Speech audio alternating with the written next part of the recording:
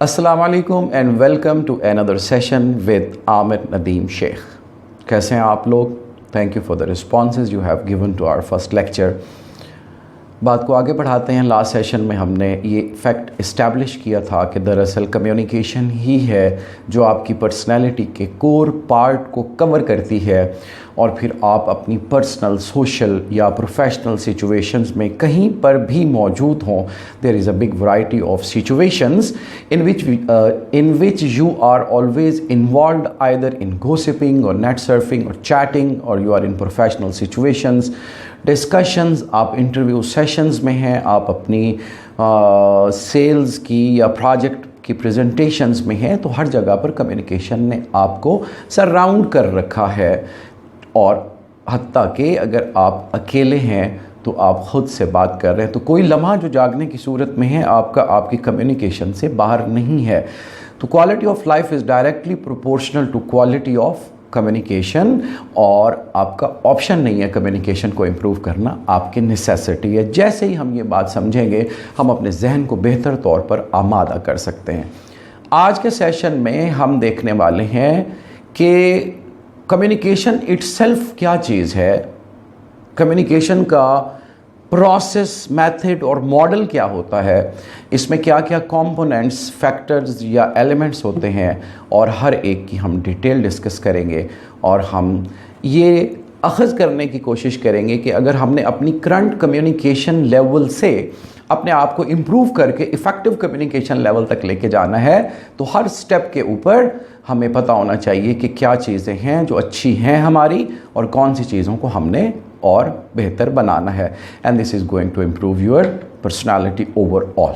Communication का लफ्ज़ अंग्रेज़ी ज़बान का लफ्ज़ है और ये लैटिन वर्ड कम्युनिकेयर से डिराइव किया गया है।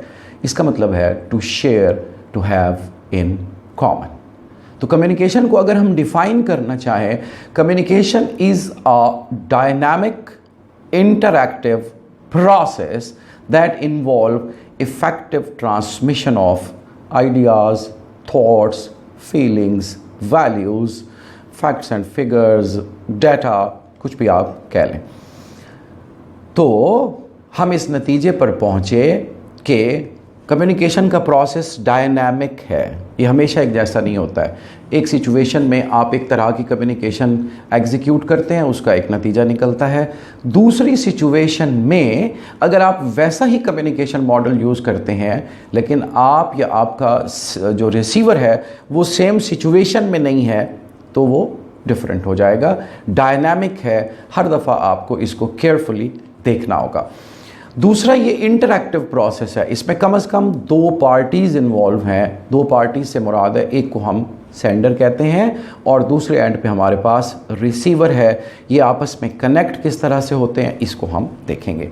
एक बात जो सबसे अहम और ख़याल रखने वाली होती है कि हर कम्युनिकेशन का अपना ऑब्जेक्टिव होता है, पर्पस जिसको हम बोलते हैं। आप जब भी अपनी प्रेजेंटेशन डिज़ाइन करने बैठें, उसका ड्राफ्ट डिज़ाइन करने के लिए बैठें, सबसे पहला काम आपने क्या करना है कि उसका ऑब्जेक्टिव, उसका पर्पस अपने जहन में क्लियर कर लेना है, क्योंकि उसके बग़ैर आपकी सारी एफ़र्ट जो है वो अच्छी डायरेक्शन में नहीं जाएगी। तो कम्युनिकेशन के ऑब्जेक्टिव्स हो क्या सकते हैं? There is a large variety in objectives of communication. आप लोगों को एजुकेट कर रहे हैं, आप मोटिवेट कर रहे हैं, आप लोगों को एंटरटेन कर रहे हैं, आप लोगों को प्रभावित कर रहे हैं, उनको इमोट कर रहे हैं, आप काउंसलिंग में हैं, आप लीडिंग रोल में हैं, आप मैनेजिंग रोल में हैं, किसी भी रोल में हैं। हमारी इस एक्सरसाइज का और इंटरेक्शन का कम्युनिकेशन ऑब्जेक्टिव सबसे पहले क्या है? एजुकेट करना, स्किल डेवलपमेंट करना। और उसी हिसाब से हर दफ़ा मैं अपने हर सेशन को प्लान करता हूँ एंड आई मेक श्योर कि आपके साथ ये सारी चीज़ें जो है वो प्रॉपरली शेयर की जाएं। अभी आपके सामने एक स्लाइड हम शो करने वाले हैं, आपने रुक के इस स्लाइड को देखना है और take 1 minute pause or 2 minute pause and try to understand this model of communication or process of communication। अगर आपके पास कॉपी पेंसिल है, जैसा कि मैंने आपको पहले एडवाइस किया था, तो आप इसको ड्रॉ कर लें, बिकॉज हमारी सारी की सारी डिस्कशन आज इसके गिर्द घूमने वाली है।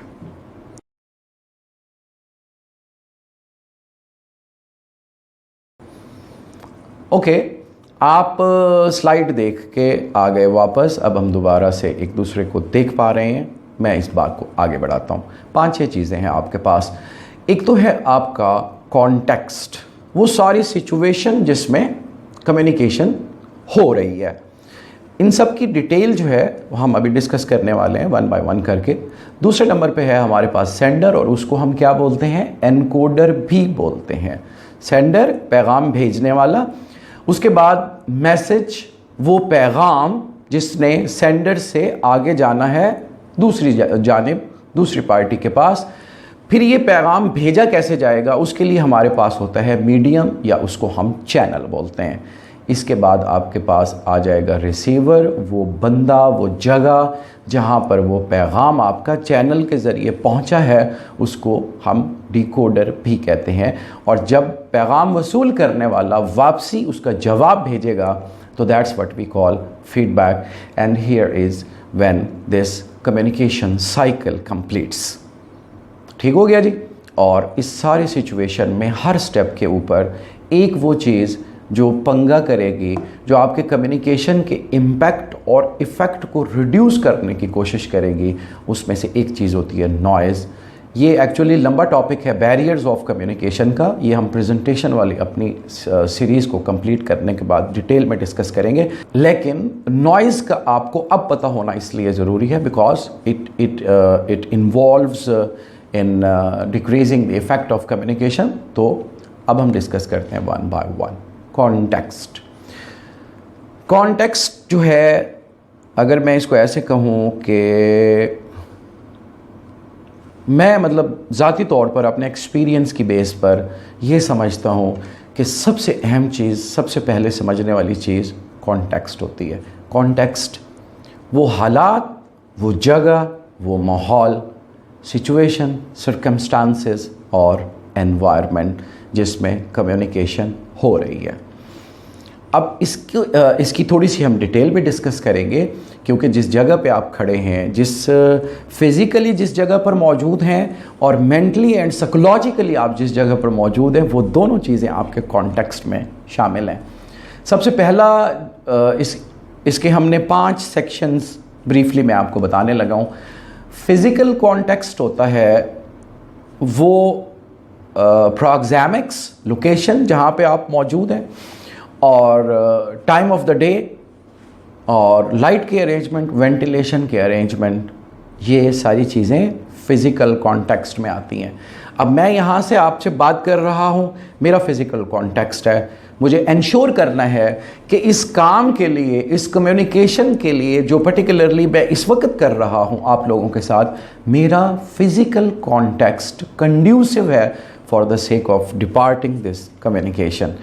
लाइट मुनासिब है और मैं कंपोज्ड हूँ, I have taken good rest before this exercise. इस वक्त कमरे का टेम्परेचर जो है वो माहौल और मेरी ज़रूरत के मुताबिक है। तो आपको इंश्योर करना है अपनी जगह पर बैठकर कि जब आप इस लर्निंग एक्सरसाइज में इन्वॉल्व हों, आपके इर्द गिर्द शोर ना हो, आप कंफर्टेबल हों। अगर आपको वो टूटियाँ लगानी पड़ें तो आप वो टूटियाँ लगा के अपने फ़िज़िकल कॉन्टेक्स्ट को इम्प्रूव कर सकते हैं। दूसरा होता है सोशल कॉन्टेक्स्ट। सोशल कॉन्टेक्स्ट का मतलब ये है कि आपका और सेंडर का आपस में रिलेशनशिप क्या है, नंबर 1। और दूसरी इसमें सबसे अहम चीज़ ये है कि नेचर ऑफ द इवेंट क्या है जहाँ पे आप लोग कम्युनिकेट कर रहे हैं एक दूसरे के साथ। जो रिलेशनशिप है आप उसको ऐसे समझें कि अगर आपने एक बात अपनी वालदा से करनी है या अब्बा जी से करनी है, तो आप उसी एक मैसेज को डिफरेंट तरीके से क्राफ्ट करेंगे, क्योंकि आपको पता है कि आपका रिलेशनशिप, माँ के साथ बंदा थोड़ा सा फ्री हो के लाड करके बात कर सकता है, अब्बा जी के सामने वो ट्रांसफार्मर उनका ज़रा गर्म होता है, तो फिर आपको पता है कि आपको उसमें ख्याल रखना है। या आप अपने बॉस के साथ बात कर रहे हैं, आप अपने कुलीग के साथ बात कर रहे हैं, आप अपने जूनियर के साथ बात कर रहे हैं, आपका जो नेचर ऑफ रिलेशनशिप है रिसीवर के साथ, दैट मैटर्स। और जो मैं नेचर ऑफ इवेंट की बात कर रहा हूँ उसमें ख़ास तौर पर आपको ख्याल रखना होता है। देखें, कोई भी मजहबी त्यौहार है या कोई पॉलिटिकल इवेंट है या कल्चरल सोशल इवेंट है, तो उसके साथ इंसान की जो पिछली यादें और उसके जो जज्बात जुड़े हुए होते हैं, उन सब की वजह से बंदा एक ख़ास तरह के इमोशन में होता है। तो वो बातें जो यूजुअल टाइम में, मतलब अदर देन दिस ओकेजन आप करते हैं, तो और तरह से ली जाती हैं। लेकिन चूंकि बंदे जज्बात में आए हुए होते हैं, you have to be very careful while designing your message. उस पर आपकी चॉइस ऑफ वर्ड और आपकी टोन और सारी चीज़ें। इसके बाद है हमारे पास हिस्टोरिकल कॉन्टेक्स्ट। हिस्टोरिकल कॉन्टेक्स्ट का मतलब ये है कि इस पर्टिकुलर कम्युनिकेशन से पहले क्या कोई आपकी और आपके रिसीवर की कम्युनिकेशन पहले से हो चुकी है। आप नोट करें, बाज़ औक़ात क्या होता है, 4-5 दोस्त बैठे हैं, एक मौजू पे गुफ्तगू कर रहे हैं और बाहर से एक बंदा आता है, वो ये जाने बग़ैर कि क्या मौजू चल रहा है, बात किस नहज पर पहुंची हुई है, क्या चीज़ें किस डायमेंशन में डिस्कस हो रही हैं, और वो बंदा फ़ौरन से बोलना शुरू कर देता है। तो ऐसे बंदे को आप कहते हैं यार क्या चेपू आदमी है, आके शुरू ही हो गया है। इसकी सबसे इम्पॉर्टेंट जो एप्लीकेशन मैं समझता हूँ वो ये है कि जैसे ही कोई इंटर्नी या जूनियर्स इंडक्ट होते हैं ऑर्गेनाइजेशंस के अंदर, बॉसेस आदतन उनको दूसरे एम्प्लॉयज़ की तरह इंस्ट्रक्ट करते हैं, चूँकि उनको उस सारे कॉन्टेक्स्ट में पीछे की चीज़ों का, कंपनी की रूल्स रेगुलेशंस का, पॉलिसीज़ का, उस पूरे प्रोसेस के मेथड का पता नहीं होता। तो the younger employees suffer a lot. अगर आप मैनेजरियल कैपेसिटी में ऑपरेट कर रहे हैं तो आपको ख्याल रखना होगा कि न्यू एम्प्लॉयज़ के साथ आप वो कॉन्टेक्स्ट और हिस्ट्री शेयर करें कि यहाँ पे काम किस तरह से होता है।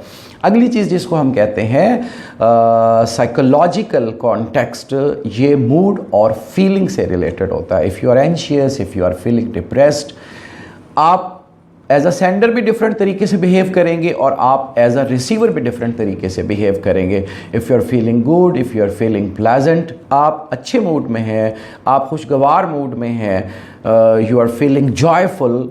और ऑन दी अदर हैंड, अगर आपको बुरा लग रहा है फॉर सम रीज़न, आपकी इंटरनल डिस्ट्रैक्शंस हैं, या सुबह सुबह जाके आप बॉस को जैसे देखते हैं भी ताज़ा घर से झाड़ें खा के आए हैं या अच्छे वाला नाश्ता करके आए हैं, तो साइकोलॉजिकल कॉन्टेक्स्ट मैटर्स कि आपकी कम्युनिकेशन किस तरह से क्राफ्ट होनी चाहिए। इस बात का आपको ऑर्गेनाइजेशनल लाइफ में ख्याल रखना होगा। और कल्चरल कॉन्टेक्स्ट जो है वो आपके beliefs, values, attitude, behaviour, meaning of the words, slangs, gestures, इन सारी चीज़ों से मुताल्लिक होता है। आप एक पर्टिकुलर कल्चर में हैं और आप वहाँ से मूव करके दूसरे कल्चर में जा रहे हैं, तो डिस्टेंस के माने चेंज हो जाते हैं, नोशन ऑफ टाइम चेंज हो जाता है। You have to clearly understand कि जो आपका रिसीवर है वो किस जगह पर है। आपकी गुफ्तगू में, आपकी कम्युनिकेशन में कोई ऐसी चीज़ तो नहीं है जो कल्चरल कॉन्टेक्स्ट को जो कल्चरल कॉन्टेक्स्ट की वजह से डिफरेंट मीनिंग्स दे सकती है। You have to be very careful for that too. तो इससे आगे की जो हमारी बात है that is about sender. Sender वो बंदा है, सेंडर वो पोजीशन है जिसके जहन में आइडिया की सूरत में एक चुल हुई और उसने कहा कि ये वाला पैगाम मैंने आगे शेयर करना है। बात समझ रहे हैं आप? आइडिया होगा, थॉट होगा, फीलिंग होगी, इमोशन होगा, कोई इन्फॉर्मेशन होगी, कोई डाटा होगा। इसने कहाँ पे जाना है? सेंडर से कहाँ तक? रिसीवर तक। अब ऐसे तो हो नहीं सकता भाई मैं यहाँ से सोचूं और आपके दिमाग में वो ख्याल ट्रांसफ़र हो जाए। There should be something in between. अब सेंडर क्या करेगा? सेंडर अपनी एक्सपीरियंस और लर्निंग की बेस पर या तो वो वर्ड्स में उस मैसेज को कन्वर्ट करेगा या फिर वो कोई जेस्चर्स या सिंबल्स की शक्ल में उस ख्याल को कन्वर्ट करेगा। इसको हम क्या बोलते हैं? Encoding. The process of converting the thought into understandable words और symbols, that's what we call encoding. यहाँ पे रिसीवर की भारी जिम्मेदारी है। भारी जिम्मेदारी आपको मैं बताता हूँ क्या है। सारा काम आगे कम्युनिकेशन का किस चीज़ पे चलना है? इसी एनकोडिंग के प्रोसेस पे चलना है। तो उसको क्या करना चाहिए? उसको करना ये चाहिए कि वो पहले रिसीवर का एनालिसिस करे।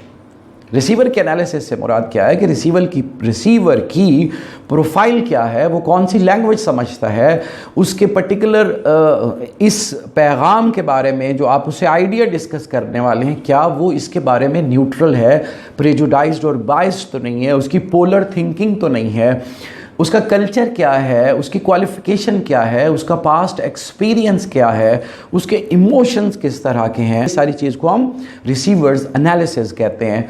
आपने भी जब प्रेजेंटेशन में जाना है तो आपको पता होना चाहिए, एक्सटेम्परेनियस प्रेजेंटेशन में जब आपके पास वक्त होता है तो यू मस्ट अंडरस्टैंड कि आपको अपनी ऑडियंस के बारे में कुछ चीज़ें ज़रूर पता होनी चाहिए। क्लासरूम में जैसे टीचर जाता है 4-5 सेशन के बाद उसको सारी अपनी ऑडियंस का लेवल और ये सारी चीज़ें पता लग जाती हैं। नया टीचर ज्वाइन करता है, पुराने टीचर से वो पूछता है कि क्लास का जनरल लेवल क्या है, कौन से बच्चे किस तरह के हैं, किस तरह से वो एक्ट और रिएक्ट करते हैं। तो ये सारा नॉलेज जैसे ही मैसेज और याद रखिएगा, ये मैसेज डिज़ाइन करने से पहले आपको सोचना होगा, अदरवाइज़ इसका कोई फ़ायदा नहीं होगा। ये करने के बाद आपको मैसेज को डिज़ाइन करना है। अब मैसेज को डिज़ाइन करने में रिसीवर का रोल क्या है कि वो लैंग्वेज यूज़ करे जो कि रिसीवर को समझ आती है। अगर मैं यहाँ पे खड़े होकर आपके साथ जो है वो मलयालम में बात करना शुरू कर दूँ तो मुझे ख़ुद तो थोड़ी सी आती है, लेकिन बहुत सारे लोगों को बिल्कुल भी नहीं आती होगी। तो ना सिर्फ आपने चॉइस ऑफ लैंग्वेज वो रखनी है जो रिसीवर की है, बल्कि उस लैंग्वेज का लेवल आप क्या यूज़ करेंगे उसका भी आपको ख्याल रखना होगा। मैं आपको एक मज़ेदार बात सुनाता हूँ। एक जो है वो हमारे यहाँ के पाकिस्तान के बड़े पैसे वाले साहब और पार्टीशन के टाइम पे उनका दोस्त लखनऊ का, तो किसी तरह उनका रब्ता हुआ after many years and they thought to have a meetup with one and other. तो यहाँ वाले हमारे जो शुद्ध देसी आदमी थे, बड़े बड़े साहब थे, बहुत अफ्लुएंट, तो वो वहाँ पहुँचे अपने नवाब साहब के पास, लखनऊ वाले नवाब साहब के पास बैठे, मिले, गप्पे लगाई, खाने का टाइम हुआ। तो अब वो बिरयानी खा रहे थे। आई बिलीव कि लखनऊ की बिरयानी और लखनऊ की डिशेस बड़ी फेमस है, मैं अक्सर उसको देखता रहता हूँ यूट्यूब पे, और नवाबों का शहर है वैसे भी। तो नवाब साहब के पास खाना जारी है और अचानक ही नवाब साहब का जो दरबान था वो आया और उसने ऐसे सीने पे सामने हाथ बांधे, दस्त बदस्त होके उसने अपने नवाब साहब से मुखातिब होके कहा कि हुजूर, गुलसितान की शाखों पर 2 अंदलीब नगमा सिरा हैं। आपको भी नहीं समझा होगा क्या हुआ क्या, नवाब साहब को समझ आ गई थी क्योंकि उनका लेवल ऑफ लैंग्वेज मैच कर रहा था। नवाब साहब की मूंछों में 2 चावल के दाने फंसे हुए थे। उन्होंने ऐसे करके उनको गुराया और हमारे वाले साहब तो बड़े परेशान हो गए। समझ रहे हैं ना बात आप? तो आपको अपनी ऑडियंस को देखना है कि आप जो चॉइस ऑफ वर्ड यूज़ कर रहे हैं, जो level of the language use कर रहे हैं, अंडरस्टैंडेबल है या नहीं है। फिर चैनल की सिलेक्शन, आप कौन सा चैनल सेलेक्ट करते हैं, किस मीडियम के ज़रिए आपको व्हाट्सअप करना है, आपको टेक्स्ट मैसेज जो है वो मैसेंजर पे भेजना है, आपको ईमेल करनी है, ये भी उसका काम है। इन सारी चीज़ों का ख्याल रखना। तो ऑडियंस की प्रोफाइल सेंडर देखेगा और चैनल को डिसाइड करेगा और उसके बाद वो मैसेज को डिज़ाइन कर लेगा। अब आपके पास वो जो एक पैकेट की सूरत में चीज़ तैयार हो गई, उसको हम बोलते हैं मैसेज, पैगाम और एनकोडेड आइडिया।